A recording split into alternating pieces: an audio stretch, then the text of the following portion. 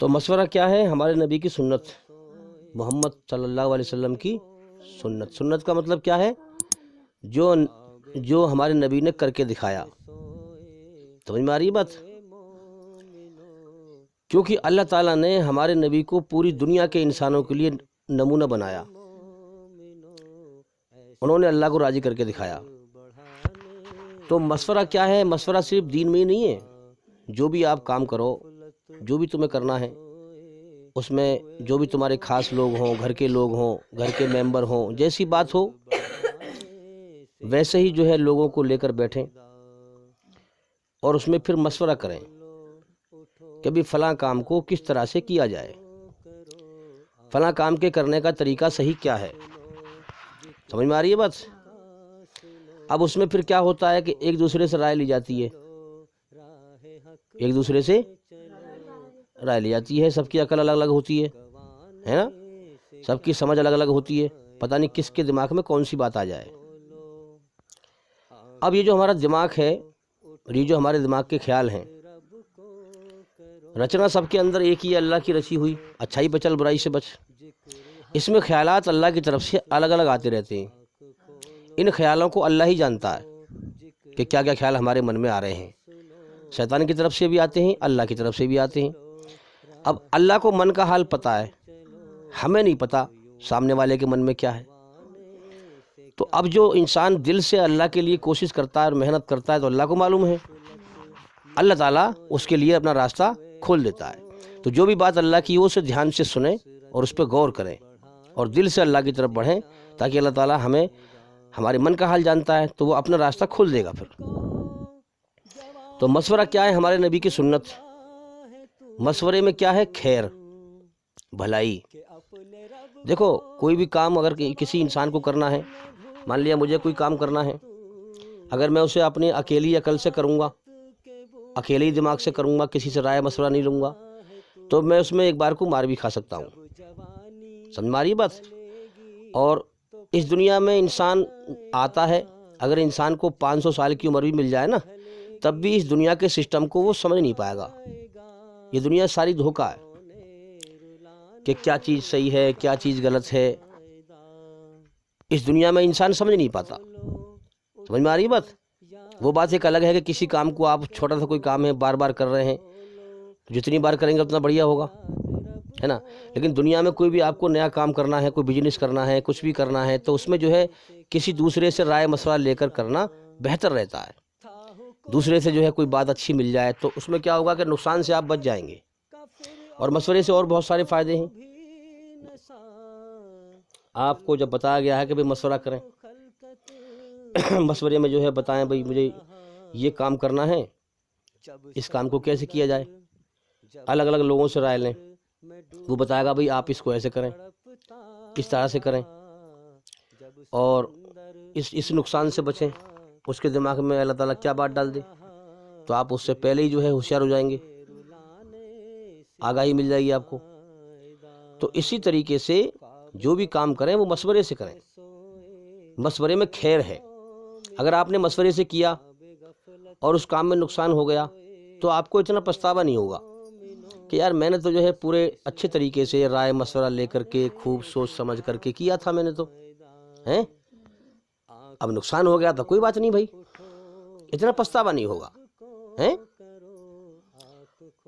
تو اب اللہ کی مرضی ہے، اگر انسان مشورے سے نہ کرے تو نقصان ہو جائے تو پھر پچھتاتا ہے کہ یار میں نے غلطی کر دی، میں نے سوچ سمجھ کے نہ کیا، میں نے لوگوں سے رائے مشورہ نہ لیا، اس کام کا مشورہ لینا چاہیے تھا مجھے، ہیں، اس میں زیادہ پچھتاوا ہوگا کہ بھئی میں نے غلطی کری، سمجھے۔ اور مشورے سے کیا ہوا کام زیادہ تر خراب نہیں ہوتا، سمجھے۔ جو کام سوچ سمجھ کے کیا جاتا ہے کوئی بھی کام، اس میں زیادہ انسان کو نقصان نہیں ہوتا۔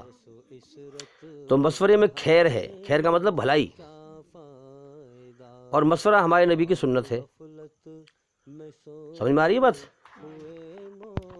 سمجھ میں آ گئی بات؟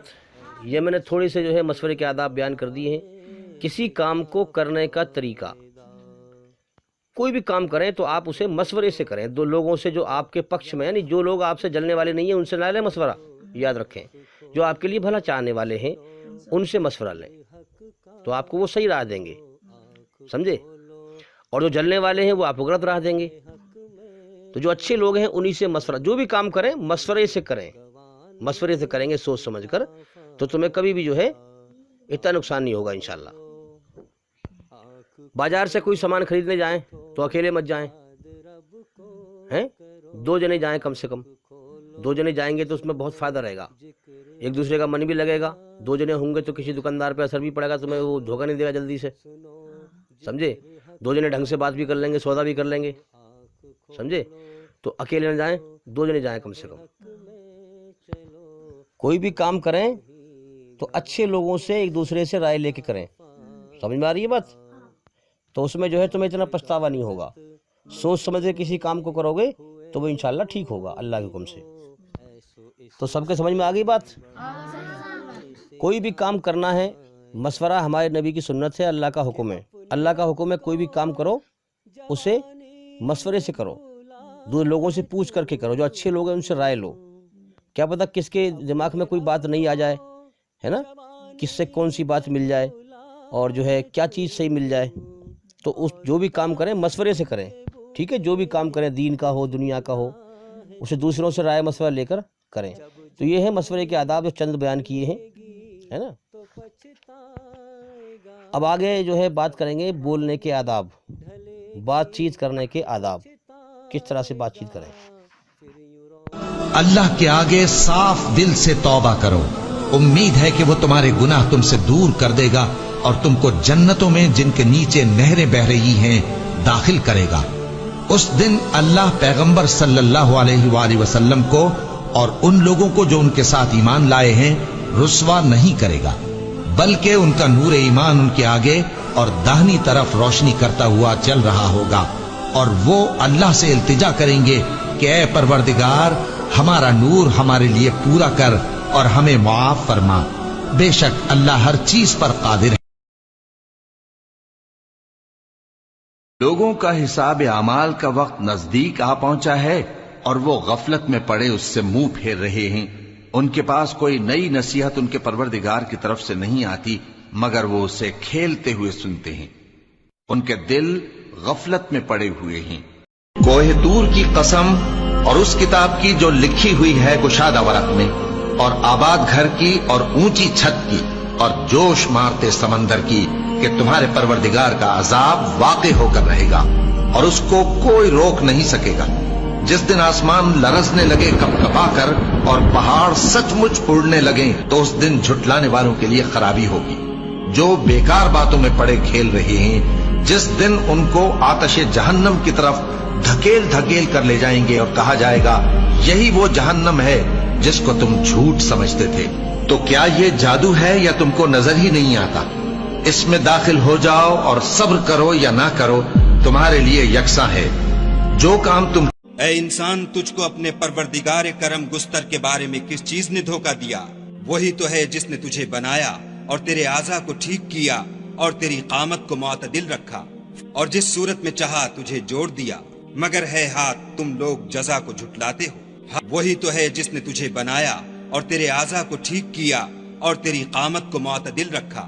اور دین کی بات پھیلانا صدقہ جاریہ ہے. ثواب کی نیت سے ویڈیو کو شیئر ضرور کیجیے. جزاک اللہ.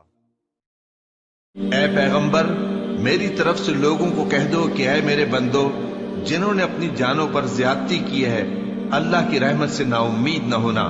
اللہ تو سب گناہوں کو بخش دیتا ہے، بے شک وہی تو ہے بڑا بخشنے والا بڑا مہربان. اور اس سے پہلے کہ تم پر عذاب آ واقع ہو اپنے پروردگار کی طرف رجوع کرو اور اس کے فرما بردار ہو جاؤ، ورنہ بعد میں تم کو مدد نہیں ملے گی. اور اس سے پہلے کہ تم پر ناگہاں عذاب آ جائے اور تم کو خبر بھی نہ ہو اس نہایت اچھی کتاب کی جو تمہارے پروردگار کی طرف سے تمہاری جانب نازل ہوئی ہے پیروی کرو.